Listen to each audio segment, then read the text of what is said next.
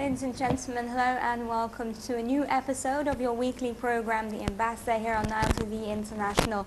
I'm your host, Nancy Sarah Barakat, and today I have the honor of sitting down with His Excellency, the Ambassador of the Republic of Panama to the Arab Republic of Egypt, Ambassador Tomas Guardia. Thank you very much for your time. Thank you for having me. It's a pleasure. Let me start off by asking you, obviously you've just presented your credentials to President Abdel Fattah al-Sisi. How were you chosen to represent Panama here in Egypt? What's the process like? Well, first of all, thank you so much for this opportunity to share with you a little bit of my country and my goals and the relationship between Egypt and Panama. It was a pleasure to meet President Sisi last week and present my letters of credential and to transmit to him the regards and greetings from my President Varela to him.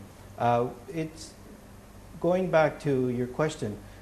It's a process where the President and the Minister of Foreign Affairs review the people that are in the Ministry of Foreign Affairs and outside of the Ministry of Foreign Affairs. Some of our ambassadors have been working at the ministry for a long time. Others are from outside the political, the business world. And there is a level of political appointees. I've been working at the Ministry of Foreign Affairs for over 18 years now. And I worked with President Varela when he was Minister of Foreign Affairs in the previous government in 2009. And so we have a working relationship with him. So he knew my capacities and he chose me to be ambassador to the Arab Republic of Egypt. And let me ask you, obviously, let's go back a bit and perhaps ask you, what was it about diplomacy that made you want to pursue a career in this particular field? Well, I graduated from law school in Panama, the University of Panama, which is our national university. And the international law always called my attention. And I've always liked traveling, and I've always liked knowing more about my region in Central America, Latin America, and knowing more about the world. And definitely, for me, it's a good combination being a graduate in law school and diplomatic relationships, international affairs. It's always something that really called my attention of how to bringing people together, how bringing countries together, and at the end, how making peace and prosperity within the cooperation among countries. Right. So let me also ask you, prior to coming to Egypt, where else were you stationed? Well, I've been stationed to Geneva in the mission of Panama to the United Nations and other international organizations. I was there for 3 years. It's basically working in the Human Rights Commission at that time, looking at environmental issues. There's quite a bit of environmental organizations based in Geneva, and looking at other political issues in the United Nations. Right. We have the International Labor Organization, the Red Cross. So there were all different areas that we have a very small mission in Geneva. So we did a little bit of everything. Right. And then I was able, and I had the honor to work at the Mission of Panama to the United Nations headquarters in New York. And that was an excellent experience at the multilateral level. It was back in 2003 to 2006. So I had the opportunity to work closely with my ambassador in the preparation for the 2005 World Summit that took place in New York in September of that year, and which started many of the reforms in the United Nations. So that was very interesting times at New York. And then obviously you came to Egypt, and perhaps your first mid-Arab and African country. How are you finding it so far? Well, Egypt is my first posting as ambassador, as head of mission. So that in itself is quite a challenge. And what other place than in the Middle East? The Middle East has so many challenges and so many opportunities. And Egypt as well. Egypt is, I think, the main hub in the Middle East. It's the most populous country of the Arab world. It has a very large economy, and it has been a milestone for centuries. A very millenary culture, a civilization from Egypt, and really it's quite a challenge and very, very optimistic view towards the future in Egypt. So how are you finding it on a personal level, though? I mean, being away from home, perhaps in a country that's a bit more different than life in Panama, or are there perhaps similarities more than differences? Well, it's pretty much similar weather Right. as heat is concerned. It's quite as hot in Panama that is in Egypt. Right. We don't have the changes of season as you have. It's much more drier. Right. Panama has quite a bit of rain, 9 months of rain per year, so that makes a big difference. Right. But we're same people, very open, very communicative, very friendly people. So that makes it a lot easier. And it's always difficult when you go to a new country. You have a new language, a new religion, a new culture. It's always very difficult. It's a challenge, and it's a good challenge because your mind opens. You are more sympathetic to other people, to other mentalities. So you grow personally as well. Right. How so? Because it's interesting that when you see or when you travel around the world and meet and interact with all these different cultures and all these different mindsets, surely it must have some sort of impact on your personality and obviously on the way you work. Well, it definitely makes you much more tolerant, much more comprehensive of other people. And they say every place you travel is like reading a new book. Right. And the more you travel, the more you learn about the world, the more you learn about people, the more you learn about cultures. And at the end, we're one globe and we're one people.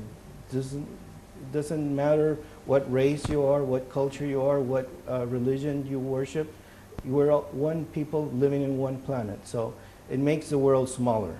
And how or what rather, has contributed most to your career? Do you think it was your array of studies, or do you think it was your actual hands-on experience, or perhaps even a combination of both? It's a combination from my family. My father is from Panama. My mother was originally from the United States. So really, I grew up with Spanish and English at home, and with two cultures and two mentalities. And that's the beginning of an international experience, I could say. Definitely. Panama is a very small country with a small population. We're right now 3.9 million people, but it's a melting pot. It's a small melting pot. We have people from all over the world living in Panama. And we have, of course, the Spanish-European influx from the colonial times. We have the indigenous people, which are still an important part of our population and our culture. We have a very important part of our population is Afro-Caribbean, and that's a different addition to our culture and our way of living and eating and drinking and socializing. So it's a melting pot, really. And in Panama, you can see different religions are worshipped. Of course, Christianity and Catholicism are the majority, but we also have a very important population that is Muslim. We have a Muslim population in Panama. We have a Jewish population in Panama. And we even have a Hindi population and Hindu temples in Panama. And we have the only Baha'i temple in Latin America is in Panama. So Panama is very open, very welcoming to all population and all races. So it's a small world in itself, a small cosmos there. And we're very open to the outside world. Before the pirates of Hollywood, they were the real pirates of Panama. Discover the land where the most famous pirates in history battled for the treasures and gold of the New World.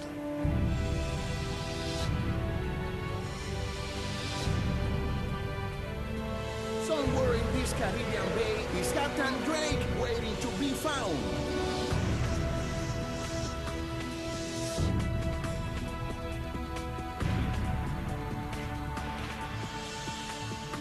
Be ready to live an adventure you will never forget.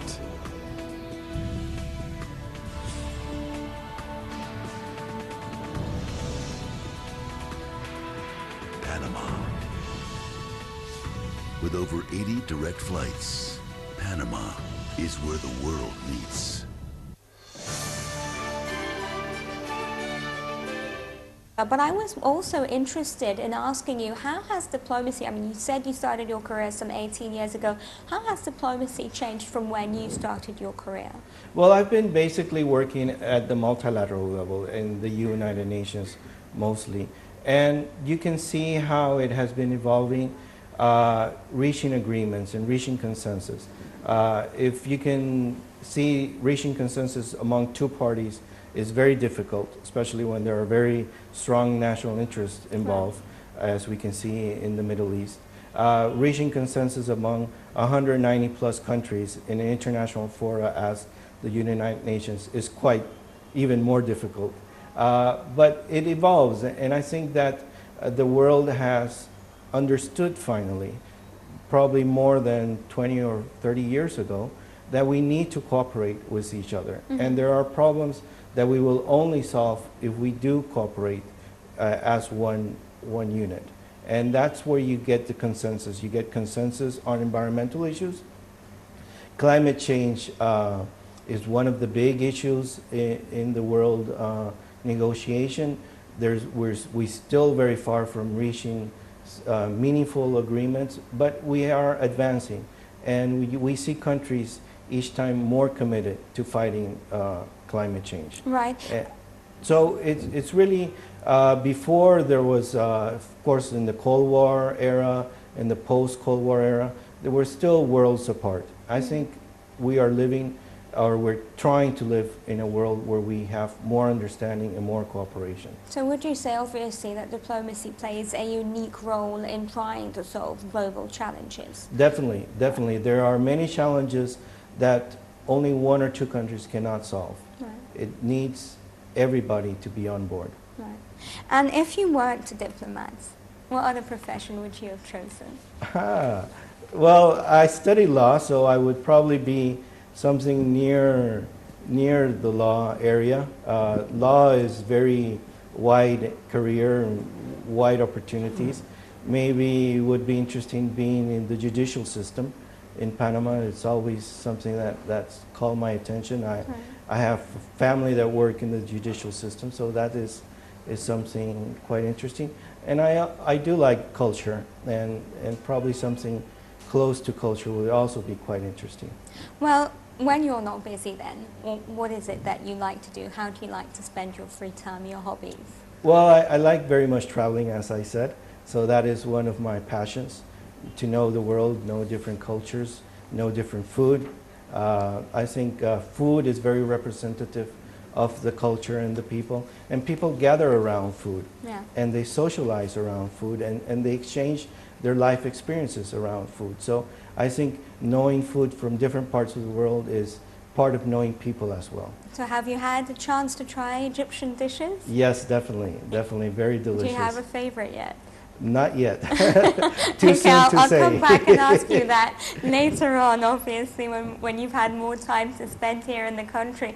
Let me also ask you if you plan to travel around Egypt, and perhaps what areas or what cities would you like to visit? Well, Egypt has to offer so much, especially in the cultural aspect, in antiquities, and in historical sites. So I do plan to travel. I haven't traveled much yet. I just arrived about 5 weeks ago, so it's a bit soon. And the weather is not the best time to travel. No. I think we shall wait a little bit until September to travel towards the south and Aswan and Luxor and see the marvelous sites you have there. I agree, and it is indeed magnificent. I've been there myself, so I do recommend it highly.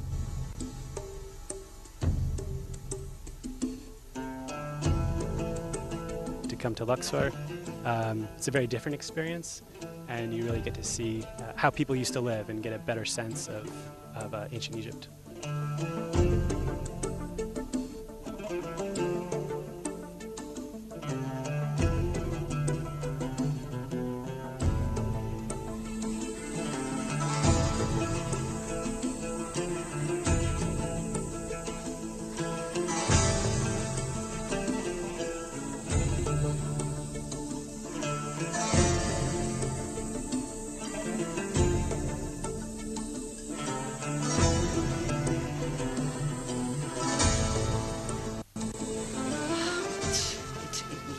There are hardly words for it. It's so huge, it's overwhelming, and knowing that it's 3,000–4,000 years ago, it's real overwhelming.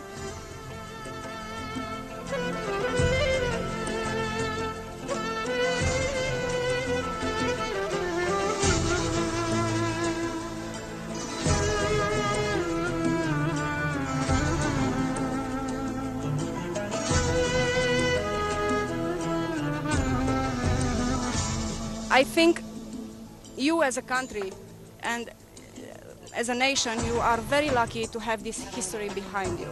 It's something really great.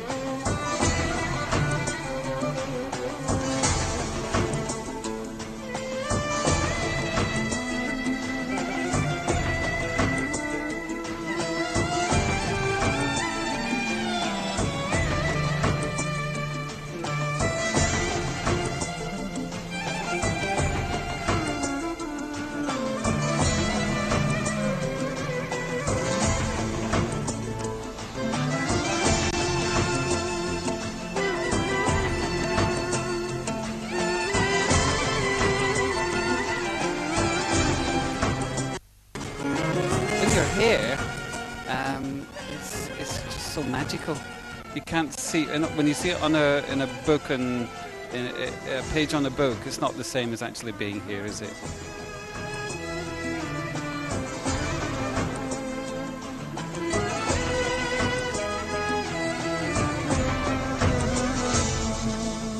Let me turn to bilateral relations. Obviously, we're always interested to find out when relations started between Panama and Egypt. Well, we established formal relationships back in 1958. Right. So we have approximately 57 years of diplomatic relations. But we had a consulate here in Cairo before, in 1946, which was 12 years before we established diplomatic relationship. And I should tell you that the embassy in Cairo was the first embassy in Africa. Okay. And the first embassy of Panama in the Middle East. Mm-hmm. So that makes very important the significance of Egypt and Cairo as the hub for the Middle East and the hub for Northern Africa. Not only because of its history, but also because of modern times, the establishment of the Arab Republic of Egypt and its role it played in the non-aligned movement and in the nationalistic projects that were in the 50s and 60s is something very close to Panama. And there are quite similarities in the modern history of Egypt and Panama, which brings us together and which also brought to establish in Egypt our first embassy for the region. Right. So to what extent has doing that or making that move also facilitated or acted as a gateway to the Middle East and Africa? Well, not as much as it should have. Right. We, right now, in addition to Egypt, we have embassies in Morocco and in Qatar and in Israel. So we need to expand our diplomatic relationships with the Middle East. And definitely Cairo is the gateway for that.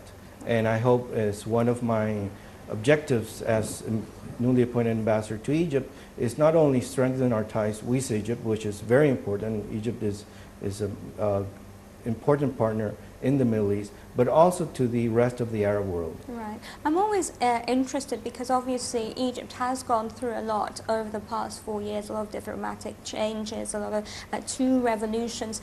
Has that changed anything about the dynamics, or did those change anything about the dynamics of the relationship? And how did Panama itself view these changes that Egypt witnessed?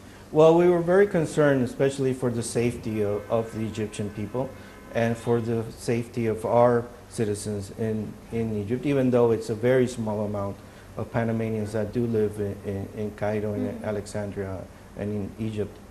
It's a very small community. But of course, it was very significant part of the Arab Spring. It was not only Egypt, it was other countries as well that were having changes internally. So it was, there was quite a bit of worry of what was happening, but a lot of looking forward and seeing what these changes would bring for the prosperity of the region. Right. And I was wondering, where then do relations stand today? Right now we have a very good, strong relationship between both countries with exchange of visits, and that is one thing that definitely we have in our agenda, to have a presidential visit from our President Juan Carlos Varela to Egypt to meet with President Al-Sisi and to exchange views on the development on both countries and how we can cooperate even further. We have the issue of the canal, which is one thing that unites both countries, and there's a lot of cooperation that can be taken around this area, not only the canal, but the logistical center of around the canal. Right. I was going to actually postpone that to later on, but since you mentioned it, let's talk about that a little bit. Obviously, Panama is expanding its canal, and so is Egypt. What kind of cooperation are you thinking of when it comes to that? Well, I think starting with exchange of information is one basic step of cooperation, of having visits to know how each canal operates, because there's two different kind of canal. The Suez Canal is a sea level canal, and Panama is a canal with locks. So it's a different system of how it works. Both canals are expanding, and I think there's area of cooperation of improving canal security, exchange best practices on canal security. You mentioned the issue of terrorism. Of course, that is a big worry of both countries, ensuring that the canal is always open 365 days a year to all ships and to the world trade. So those are areas of cooperation, and that's only on the canal itself. But as I mentioned, there are a lot of activities, there are many activities around the canal in the maritime sector. We have developed in Panama very important sector of ports, and this has really has been in the last only 10 years, where we have grown exponentially the capacity of Panama to handle cargo through our ports. And right now, Panama has become #1 port facilities for the Latin America. So that's incredible for a country that was basically looking only for canal operations without developing other maritime activities. So I think we can cooperate with Egypt and the project of President Sisi to develop the canal area, not only the canal itself, not only expanding the canal, but having more port facilities, having a free trade zone for import and re-export of goods, and working on those issues of the logistical sector.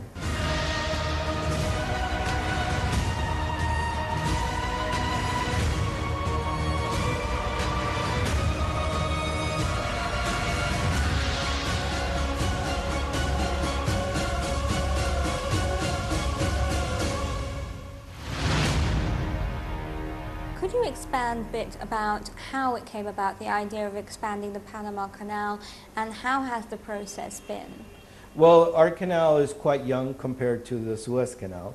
Last year we celebrated 100 years of operation, the first century of the Panama Canal. And the Panama Canal has always been open to world trade, even though, as we know, the canal was constructed by the United States, and it was basically a military endeavor. It was especially for the U.S. to have facilitate their ships to be on both the Atlantic and the Pacific. But it has been open to world trade from the beginning, and that is something that was guaranteed. And when Panama took over the canal in December 1999, what we focused on was to strengthen the capacity of the canal to contribute to world trade. And the canal right now has been increasing the amount of cargo that goes through the canal. The canal also has increased the contribution to our national economy. So that is very important. Right. Much more we've been receiving in this 14 years of Panama Canal under Panamanian control, much more than what we received over 85 years of the canal under U.S. control. Right. So that is an important motor for our economy. And as such, we have to make the canal competitive. Right. And this making competitive means having the possibility of larger ships going through the canal. The maritime industry is advancing, each time making more ships because there's economy of scales, there are savings. As long as you have bigger ships, you can make transit, you can ship more goods. And we can see now that there was a big percentage of cargo of ships that could not go through the canal. So this was an idea that came many years ago, that the canal, to be competitive, has to expand. Right. And has to have the capacity for bigger ships.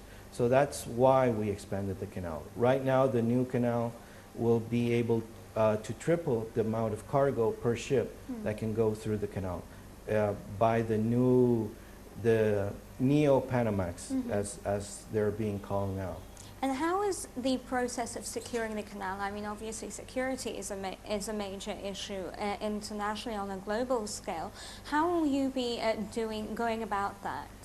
Well, the canal is managed as an industrial site. Right. And so everything, all the security of basic industry are in charge. And there are also, of course, intelligence exchange of information with main partners to ensure the security of the canal and for it to be open to all the countries. Journey into the land that brought the world together with one of humanity's greatest engineering achievements, the Panama Canal. Be ready to experience this magnificent creation.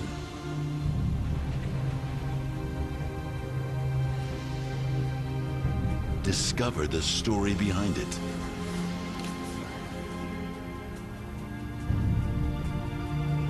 And witness history in the making with its expansion.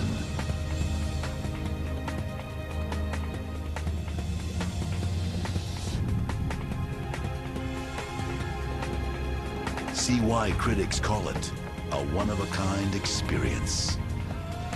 Panama. With over 80 direct flights, Panama is where the world meets. Mr. Ambassador, let me turn a little bit to foreign policy. And could you tell us a little bit about the main features of Panama's foreign policy? Well, Panama, as you know, is right in the middle of Latin America and of the Americas at itself. And Panama has always been a place where people meet and dialogue. Right. Back in 1826, Simón Bolívar, which was the liberator of South America, he had the first Pan-American Congress, which was in Panama, and where people, the new republics of South America, newly independent from the Spanish colony, and representatives from North America met in Panama. And to have a new national project among the regions, among the countries in the region.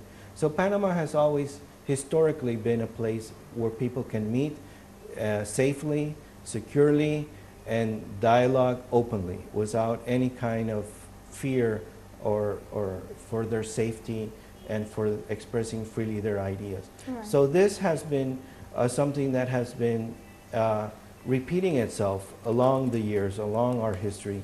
Panama was the place where the Central American peace talks took place. Indeed. With the Contadora Group, which is the name of an island on the Pacific Ocean of Panama. And this is where countries came together of the region to talk about peace and bringing peace to Central America when we had wars in Nicaragua, El Salvador, and Honduras. And it was troubled time for the region of Central America. And thanks to the initiative of Panama and other countries, we were able to bring these countries together.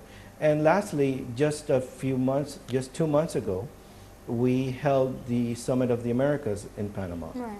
which was the first time that the Summit of the Americas had all the countries of the Americas, including Cuba, the Republic of Cuba. This had not happened about more than 50 years ago, in 1952, when there was a meeting in Panama with all countries, including Cuba. Right.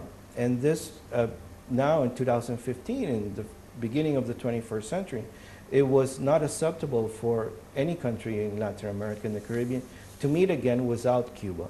So for the first time, we had this meeting, summit meeting in Panama, where the presidents of the 34 countries of the region could meet and dialogue Right. and reach consensus and reach agreement on how to cooperate more. And obviously, it was the first time that a U.S. president and a Cuban president